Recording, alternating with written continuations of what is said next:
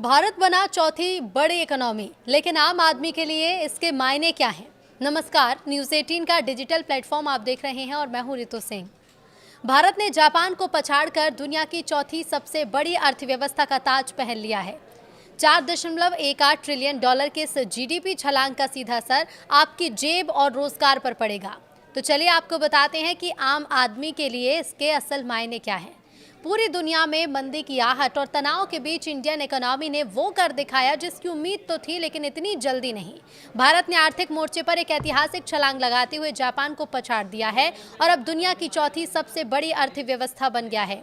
ये महज आंकड़ों का खेल नहीं, बल्कि ग्लोबल पावर शिफ्ट का एक बड़ा संकेत है। सरकारी आंकड़ों के मुताबिक भारत की जीडीपी 4.18 ट्रिलियन डॉलर के पार पहुंच गई है। लेकिन रुकिए, ये तो बस शुरुआत है। सरकार का दावा है कि अगले कुछ सालों में जर्मनी भी पीछे छूट जाएगा और 2030 तक भारत दुनिया की तीसरी सबसे बड़ी आर्थिक महाशक्ति बन जाएगा। लेकिन आम आदमी के लिए इसके क्या मायने हैं? सबसे पहले बात करते हैं उस खबर की जिसने पूरी दुनिया का ध्यान खींचा है। भारत सरकार ने आधिकारिक तौर पर कहा है कि भारत ने जापान को पीछे छोड़ दिया है। अब भारत की अर्थव्यवस्था का आकार 4.18 ट्रिलियन डॉलर हो गया है और ये उपलब्धि इसलिए भी बड़ी है क्योंकि जापान दशकों तक एशिया और दुनिया की आर्थिक महाशक्ति रहा। लेकिन पिछले कुछ समय से जापान की अर्थव्यवस्था सुस्त पड़ी है, जबकि भारत की ग्रोथ मशीन पूरी रफ्तार में है। भारत की जीडीपी वित्त वर्ष 2025-26 की दूसरी तिमाही में 8.2% की दर से बढ़ी है। यह आंकड़ा इसलिए भी चौंकाने वाला है क्योंकि पहली तिमाही में ये 7.8% था, यानी रफ्तार कम होने के बजाय और तेज हो गई है। जापान को पछाड़ने के बाद अब भारत की नजरें हैं जर्मनी पर। अभी दुनिया की नंबर 1 अर्थव्यवस्था अमेरिका है, दूसरे नंबर पर चीन और तीसरे नंबर पर जर्मनी है। सरकार के मुताबिक भारत अगले 2.5 से 3 सालों में जर्मनी को तीसरे पायदान से भी हटा देगा। लक्ष्य बिल्कुल साफ है, साल 2030 तक भारत की जीडीपी 7.3 ट्रिलियन डॉलर तक पहुंचने का अनुमान है।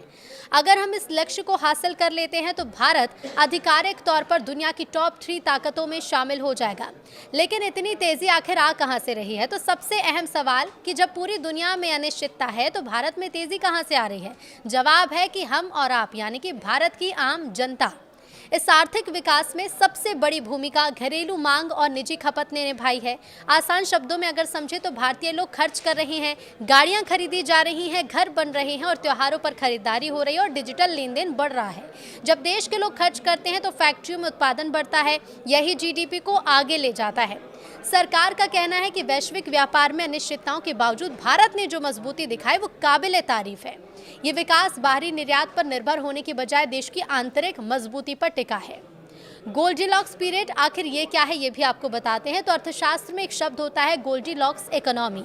ये वो स्थिति होती है जो किसी भी देश के लिए सपनों जैसी है, न ज़्यादा गर्म न ज़्यादा ठंडी, यानी कि विकास दर ऊंची हो और महंगाई कम हो।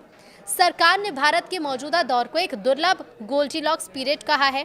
इसका मतलब है कि देश तेज गति से बढ़ रहा है लेकिन महंगाई बेकाबू नहीं है। इसके अलावा कंपनियों की बैलेंस शीट मजबूत है और बैंक से कर्ज आसानी से मिल रहा है। ये सब मिलकर भारत को लंबी दौड़ के लिए तैयार कर रहे हैं। ये सिर्फ भारत का दावा नहीं, बल्कि दुनिया की बड़ी बड़ी रेटिंग एजेंसियां और बैंक भी यही मान रहे हैं। मूडीज का कहना है कि भारत G20 देशों में सबसे तेजी से बढ़ने वाली अर्थव्यवस्था बना रहेगा। अनुमान के मुताबिक 2026 में भारत की विकास दर 6.4% और 2027 में 6.5% होगी। वर्ल्ड बैंक ने भी 2026 में भारत के लिए 6.5% की विकास दर का अनुमान लगाया है। आंकड़े ये बताते हैं कि दुनिया का भरोसा भारतीय अर्थव्यवस्था पर कितना गहरा है। आम आदमी के लिए इसके क्या मायने हैं? जापान को पछाड़ना और जर्मनी को चुनौती देना सुनने में तो बहुत अच्छा लगता है, लेकिन आम आदमी के लिए इसका मतलब है ज्यादा अवसर। जब अर्थव्यवस्था 8.2% की रफ्तार से बढ़ती है तो इसका सीधा मतलब है कि बाजार में मांग है तो फैक्ट्रियां चलेंगी तो रोजगार के मौके बनेंगे। निजी खपत में बढ़ोतरी ये दिखाती है कि बाजार में काम धंधा तेज है, जो रोजगार सृजन के लिए सबसे जरूरी है। अब इसका आम आदमी के लिए मतलब ये है कि बैंक मजबूत स्थिति में है और घर, गाड़ी या बिजनेस के लिए लोन लेना आसान और सुरक्षित होगा। जब कंपनियां कर्ज नहीं दबाती तो बैंक के पास आम जनता को देने के लिए ज्यादा पैसा होता है। बड़ी अर्थव्यवस्था बनने का लक्ष्य प्रति व्यक्ति आय बढ़ाना भी है। सरकार का विजन 2047 तक भारत को उच्च मध्यम आय वाला देश बनाना है। इसका मतलब है कि आम आदमी की कमाई बढ़ेगी, उनकी परचेजिंग कैपेसिटी बेहतर होगी और वो बेहतर सुविधाएं वहन कर सकेंगे।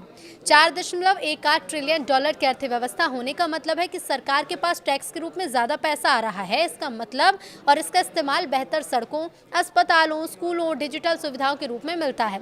भारत फिलहाल दुनिया की सबसे तेजी से बढ़ती प्रमुख अर्थव्यवस्था और ये तेजी केवल शेयर बाजार या सरकारी फाइल तक सीमित नहीं है, बल्कि ये भी बता रही है कि भारत का वक्त अब आ गया है। 2030 का लक्ष्य दूर नहीं और जिस रफ्तार से भारतीय इंजन दौड़ रहा है, जर्मनी का पीछे छूटना अब केवल समय की बात लगती है। विजन 2047 क्या है, ये सवाल भी आपके मन में आया होगा। तो देखिए, विजन 2047 विकसित भारत का सपना है। ये सारी मेहनत और ये सारी रफ्तार सिर्फ 2030 तक ही सीमित नहीं, बल्कि लक्ष्य और बड़ा है।